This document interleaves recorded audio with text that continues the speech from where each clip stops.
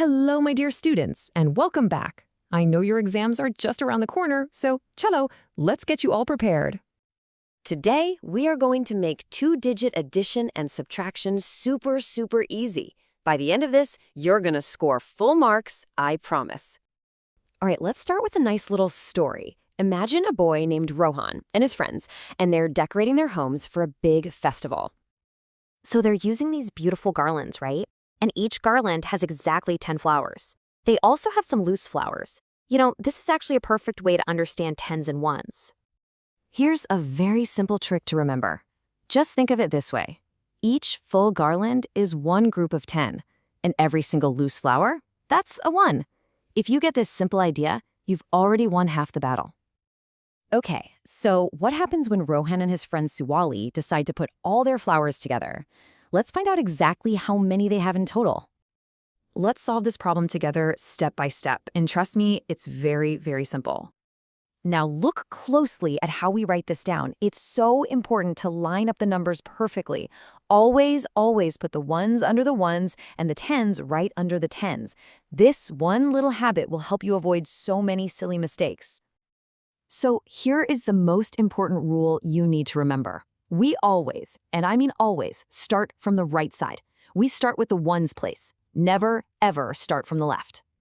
So, if we look at the ones column, 2 plus 3 is 5. Simple! And in the tens column, 1 plus 5 is 6.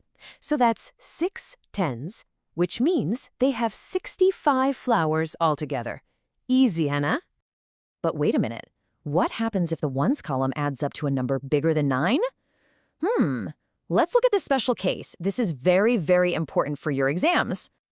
Just think of the carryover as a helpful little friend. When the ones column gets crowded and makes a group of 10, this new 10 says, hey, I don't belong here anymore. I'm going to jump over to my real home, the tens column, to join my team. Okay, let's try this. First, we add the ones. 6 plus 7 is 13. So we write the 3 down in the ones place, and our special friend, that 110, it jumps right over to the top of the tens column. Now, we just add all the tens together. 3 plus 4 plus our new friend 1, and that equals 8. So the final answer is Shabash! You are all doing so well.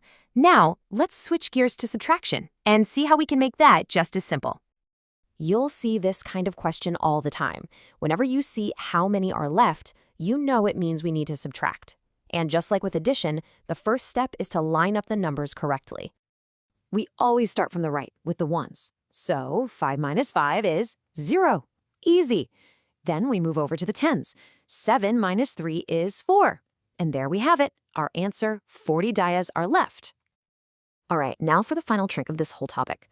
What on earth do you do if the top number in the ones column is smaller than the bottom number?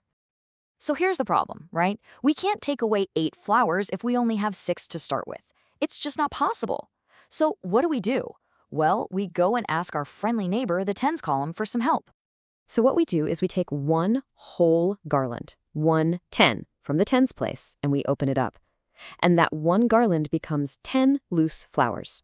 So 4 garlands and 6 flowers now becomes 3 garlands and 16 flowers. See? The total number of flowers is exactly the same. We've just arranged them differently. So for a problem like this, we cross out the 4 in the tens place and we make it a 3. And that borrowed 10 gets added to the 6, making our 6 become a 16. Now look, now we can subtract easily.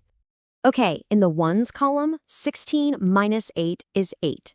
And in the tens column, remember, it's not a 4 anymore, it's a 3. So 3 minus 1 is 2. Our final answer is 28. See? It's not so difficult once you know the trick. Okay, champions, you have learned all the tricks. Let's solve a few word problems from your book, super fast. Get your pencils ready, come on! Okay, pause right here and quickly try to solve this one. The question says total money. That's our clue that we have to add. So what is 56 plus 35? Chalo, fast. So, did you get 91 rupees? If you did, fantastic. That was a carryover problem. 6 plus 5 is 11, so you write down the 1 and carry the other one. Then, 1 plus 5 plus 3 is 9. Excellent work. Remember, my dear students, maths is just like playing a game. The more you play, the better you get.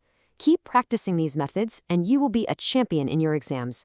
All the very best.